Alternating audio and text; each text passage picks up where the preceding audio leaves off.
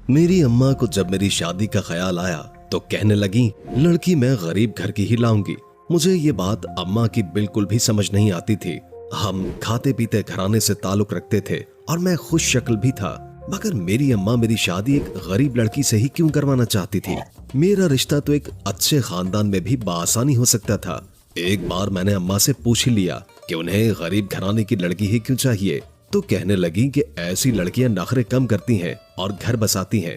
बहरहाल मुझे अम्मा की ये बात समझ तो नहीं आई, लेकिन मैं पहले कौन सा किसी लड़की को पसंद करता था, इसलिए जिस लड़की को अम्मा ने मेरे लिए पसंद किया मैंने भी उसके सामने सर झुका दिया। शादी की रात ही मैंने अपनी बीवी को देखा था और अम्मा को दाद दी। वो 20 साल खुश शक्ल खूबसूरत लड़की थी, इतनी ही कम को और बाहया। बहरहाल सकीना से शादी करके मैं बहुत खुश था।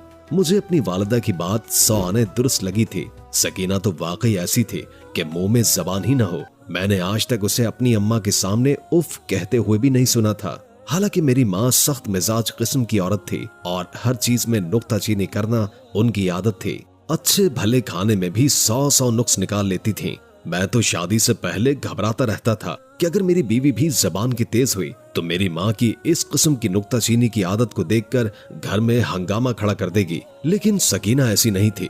मेरी जिंदगी तो बड़ी पुरसुकून थी। मैं अम्मा की किसी बात पर इख्तलाफ नहीं करता था। एक बार सकीना ने मुझसे अम्मा की शिकायत करना चाही। मैंने फौरन उसे सख्ती से टाल दिया। मैंने कहा, खबरदार जो तुमने मेरी अम्मा के खिलाफ एक लफ्ज भी मेरे कान में भरा। मेरा लहजा इतना गजबनाक था कि वो सहम सी गई। उसने मुझसे कुछ भी नहीं कहा। उसकी जुबान पर जैसे चुप सी लग गई थी। शादी को चंद माह ही गुजरे कि अम्मा को अपने पोते का ख्याल आने लगा। कहने लगी, अब तक तेरी बीवी उम्मीद से क्यों नहीं हुई। ये बात सुनकर मैंने मुताजिब होकर अम्मा की तरफ देखा। मैंने कहा, अम्मा इसमें मेरा और सकीना का भला क्या इख्तियार है, ये तो अल्लाह की मर्जी है। वो कहने लगी, अच्छी तरह समझा दे सकीना को, मुझे सिर्फ पोता ही चाहिए। मैं सकीना को क्या समझाता, मैं तो खुद पढ़ा लिखा था। इतना तो मुझे भी मालूम था कि बेटा या बेटी हो जाना तो इंसान के इख्तियार में नहीं है। बहरहाल मैंने अम्मा से कुछ भी नहीं कहा और इस बात पर मैंने सर हिला दिया। लेकिन इसके बाद जैसे जैसे वक्त गुजरने लगा और सकीना उम्मीद से ना हुई तो अम्मा के ताने तशने शुरू हो चुके थे। एक रोज अम्मा मुझसे कहने लगी, मैंने दाई को दिखाया है, तेरी बीवी मुझे बांझ लगती है, तभी तुझसे कहती हूँ, मुझे उम्मीद नहीं है कि ये मुझे पोता देगी। शादी को 1 साल ही गुजरा था कि अम्मा ने सकीना के खिलाफ मेरे कान भरना शुरू कर दिए। बार बार यही कहती रहती थी कि ये औरत बांझ है, जल्दी से इसको अपनी जिंदगी से निकाल बाहर कर। मैं इस बेचारी को क्या कह सकता था। आज तक उसने ना मेरे सामने जुबान खोली थी और ना ही कभी कोई शिकायत की थी। एक रोज मैं उसे एक हकीम साहब के पास ले गया। उसने भी कुछ अद्वियात दी, चंद माह का इलाज बताया। चंद माह सकीना ने बाकायदगी के साथ सही दवाएं खाई थी। एक दफा कभी नागा नहीं किया था, लेकिन जब कुछ ऐसा नहीं हुआ तो मैं फिर उसे हकीम के पास ले गया। जो बात उसने मुझसे कही तो मैं हत्थे से उखड़ गया। कहने लगा, मुझे तो लगता है कि इलाज की जरूरत तुम्हारी बीवी को नहीं बल्कि तुम्हें है। फिर एक पर्चे पर 2-4 टेस्ट लिखकर कहने लगा, ये कराओ, मुझे शक है कि मसला तुझ में है, तेरी बीवी में नहीं। ये बात तो मेरी मर्दानगी पर बहुत गहरी चोट थी। हम गैरतमंद मर्द कहाँ ये सब कुछ बर्दाश्त करते हैं। औलाद ना हो तो कभी कोई ये नहीं कहता कि मर्द के लिए कुछ मसला होगा, सिर्फ औरत को ही इस एताब का निशाना बनाते हैं। मैंने हकीम के सामने ही वो पर्चा फाड़ दिया और वहीं फेंक दिया। मैंने कहा, ये क्या बकवास है, मैं सही हूँ और मुझ में किसी किस्म का कोई ऐब नहीं है, समझे। अगर तुझसे इलाज नहीं होता तो साफ बता दे, मेरे अंदर ऐब निकालने की कोई जरूरत नहीं है। मेरे गुस्से को देखकर वो हकीम कुछ घबरा सा गया। मैंने बीवी का हाथ पकड़ा और उसे घर ले आया। जब ये बात मैंने अम्मा को बताई तो अम्मा भी गुस्सा करने लगी। कहने लगी, वो हकीम तो वैसे भी पागल है, ऐसे ही कहता है। मेरा गबरू जवान बेटा माशाअल्लाह से बिल्कुल ठीक है। अब तो मैं तेरी शादी जरूर करवाऊंगी। जैसे ही तेरा बेटा हुआ सबसे पहले उस हकीम को जाकर दिखाऊंगी। 2 साल हो गए थे हमारी शादी को, मगर अब तक औलाद की कोई उम्मीद नजर नहीं आ रही थी। मेरी माँ ने कहा कि अब बहुत हो चुका है, मैं चंद माह में ही तुम्हारी दूसरी शादी करवा दूंगी और सकीना को तलाक दे दो। मैं सकीना को छोड़ना नहीं चाहता था, लेकिन माँ के सामने मेरी जुबान नहीं खुलती थी। ये सुनकर सकीना रोते हुए मेरे सामने और अम्मा के सामने हाथ जोड़ने लगी। खुदा के लिए मुझे तलाक मत देना, मैं आप लोगों के घर एक नौकरानी बन के जिंदगी गुजार दूंगी, जो कहेंगे वही करूंगी। लेकिन खुदा के लिए मुझे तलाक देकर मेरे घर मत भेजे। मेरी छोटी बहनों का रिश्ता नहीं होगा। लोग कहेंगे एक बहन घर उजाड़ कर वापस आ गई है तो फिर दूसरी कैसे घर बसाएगी। सकीना की आंसू और सिसकियां सुनकर मेरा दिल पसीज कर रह गया था। वो हाथ जोड़े घुटनों के बल मेरी माँ के सामने बैठी थी। मैंने कुछ हिम्मत दिखाई और दोनों बाजू से उसे पकड़कर खड़ा किया। मैंने कहा, तुम बेफिक्र रहो, ना ही मैं दूसरी शादी करूंगा और ना ही मैं तुम्हें तलाक दूंगा। मेरी बात सुनकर मेरी अम्मा ने मुझे घूर कर देखा था। मैंने कहा, अम्मा आप बेशक इसका जो मर्जी इलाज करवाएं, मैं आपको नहीं रोकूंगा और ना ही मना करूंगा, लेकिन ना तो मैं इसे छोड़ सकता हूँ और ना ही दूसरी शादी करूंगा, क्योंकि आज तक इसने मुझे कभी किसी शिकायत का मौका नहीं दिया है। मैं इस पर यह जुल्म कभी नहीं कर सकता। मेरी जुर्रत शायद मेरी माँ को पसंद नहीं आई थी। बार बार वो मुझे गुस्से से घूरे जा रही थी। मैंने सकीना का हाथ पकड़ा और उसे कमरे में ले आया। वो अभी तक हिचकियों से रो रही थी। मेरे दोनों हाथ पकड़कर कहने लगी, आपका बहुत बहुत शुक्रिया, आपने मेरा मान रख लिया। अगले रोज मेरी माँ ने मुझसे बात नहीं की। मैं जब भी उनसे बात करता वो रुख बदल लेती। मैंने जमीन पर बैठ के उनके पांव पकड़ लिए। मैंने कहा, अम्मा खुदा के लिए मुझसे नाराज ना हो, लेकिन मैं अपनी बीवी को छोड़ नहीं सकता। 2-4 दिन अम्मा ने मुझसे बात नहीं की। मैंने अम्मा की बहुत मिन्नत समाजत की। 4 दिन के बाद अम्मा ने इस शर्त पर मेरी बात मानी कि वो जैसे मर्जी चाहे सकीना का इलाज करवाएंगी।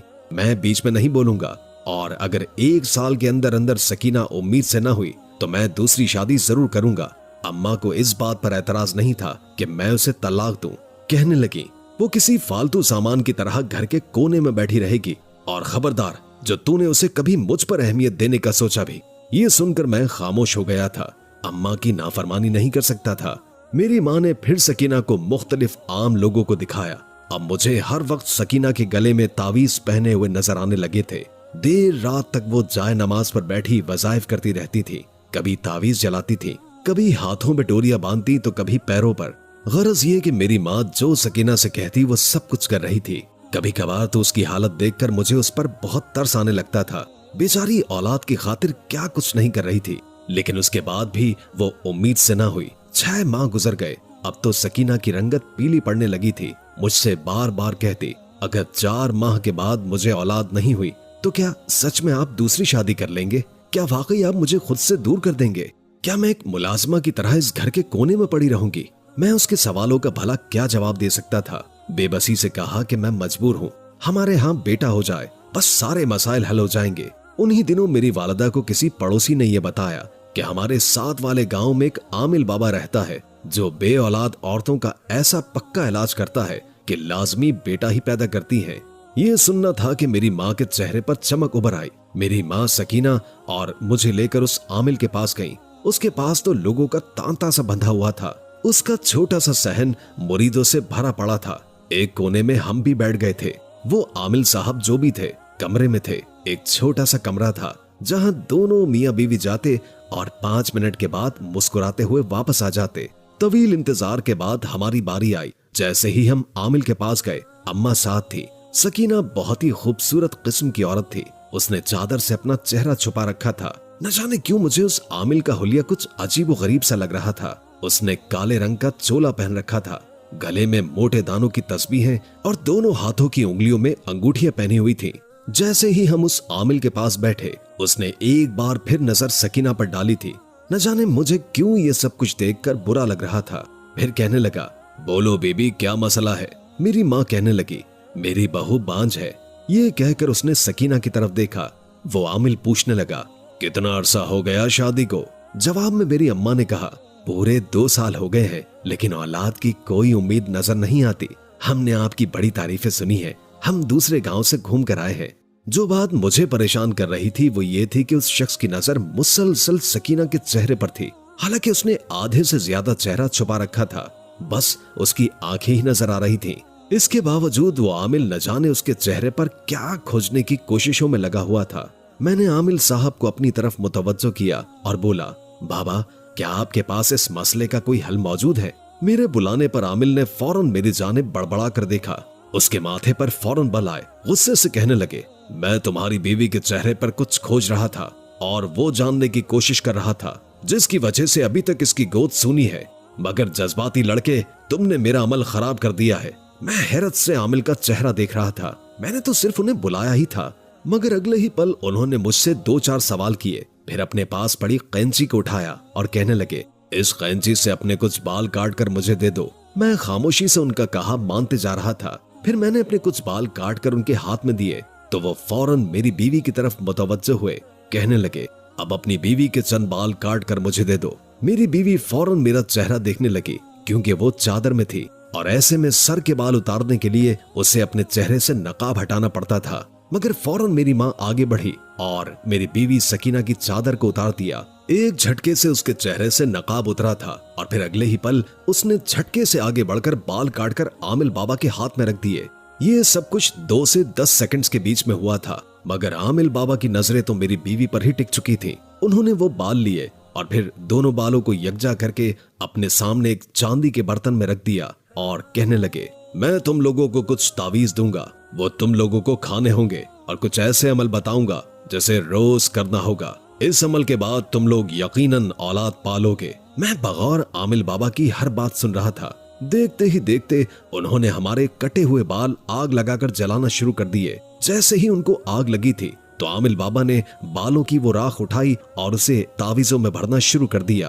राख तावीजों में भरने के बाद उसे एक सुर्ख डोरी से गिरह लगा दी और फिर कहने लगे, ये हर रात आप लोगों ने कहवे में मिलाकर पीना है। मैंने वो तावीज अपने पास रख लिए। इसके बाद आमिल बाबा एक बार फिर मेरी बीवी की तरफ मुतवज्जो हुए और कहने लगे, यहाँ मेरे करीब आकर बैठो, मैं तुम पर दम करना चाहता हूँ। ये दम तुमने हर जुमेरात को मेरे पास आकर करवाना होगा ताकि तुम पर जो भी साया और बड़े आसेब हैं वो उतारे जा सके।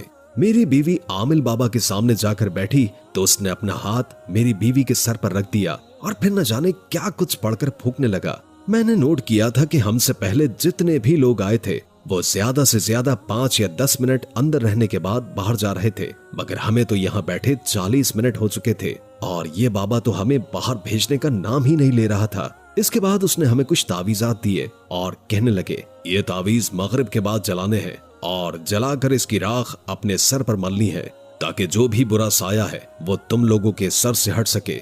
उसके बाद उसने मुस्कुराकर मेरी बीवी की जानिब देखा।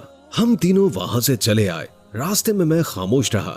घर आकर मैंने अम्मा से कहा, ये आप हमें किस किस्म के इंसान के पास ले गई थी? ये कैसा आमिल था? इसने तो हमें कुछ भी पाक दम नहीं किया, वो तो बस ये बाल खाने को कह रहा है और न जाने तावीज़ात को जलाकर राख सर पर मलने को कह रहा है। भला हम ये सब कैसे कर सकते हैं? मगर मेरी अम्मा ने फौरन तंबीही अंदाज में कहा कि वो बड़े हैं, उन्होंने ये सारा अमल सीख रखा है, वो बेहतर जानते हैं, तुम्हें ज्यादा सोचने की जरूरत नहीं है, बस जो कुछ उन्होंने कहा है वो सब तुम करते जाओ। मजबूरन अम्मा की खातिर खामोश होना पड़ा। वो बालों की राख हम दोनों मियाँ बीवी खाते रहे। एक हफ्ता गुजरा तो फिर वो दिन आया जब मेरी बीवी की तबीयत कुछ बोझल सी लग रही थी।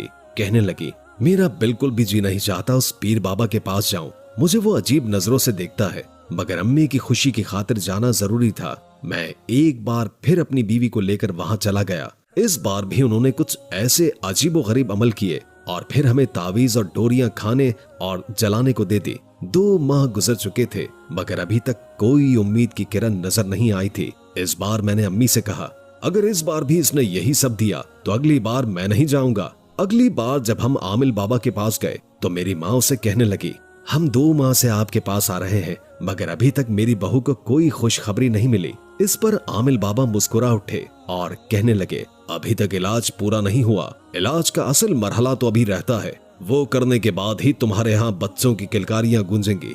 इसके बाद जो कुछ आमिल बोला वो सुनकर मेरे पैरों तले से जमीन निकल चुकी थी। मैं वहीं पर गुस्से से आग बगूला हो गया और कहने लगा, नहीं, मेरी बीवी ऐसा कुछ भी नहीं करेगी। मगर मेरी माँ ने फौरन मुझे डांट दिया और कहने लगी, खबरदार, जो आमिल बाबा के साथ तुमने कोई बदतमीजी की, तुम नहीं जानते ये क्या कुछ कर सकते हैं, खामोशी से बैठे रहो, वो जो कुछ कह रहे हैं वो सुनो। आमिल बाबा ने हमारे सामने एक बच्चे का पुतला रखा जो कि कपड़े का बना हुआ था। वो उसे हमारे सामने रखकर कहने लगा, तुम्हारी बीवी को मैं एक खास विर्द बताऊंगा, वो विर्द उसे लगातार करना होगा और फिर रात के ठीक 11 बजे पुराने कब्रिस्तान में छोड़ कर आना होगा। सारी रात वो मेरी बताई गई बच्चे की कब्र के करीब बैठकर एक विर्द करती रहेगी और फिर सुबह के 3 बजे वो उस कब्र को थोड़ा सा खोलकर इस पुतले को वहां दफन कर देगी। इसके बाद तो तुम लोगों के घर खुशखबरी आकर ही रहेगी।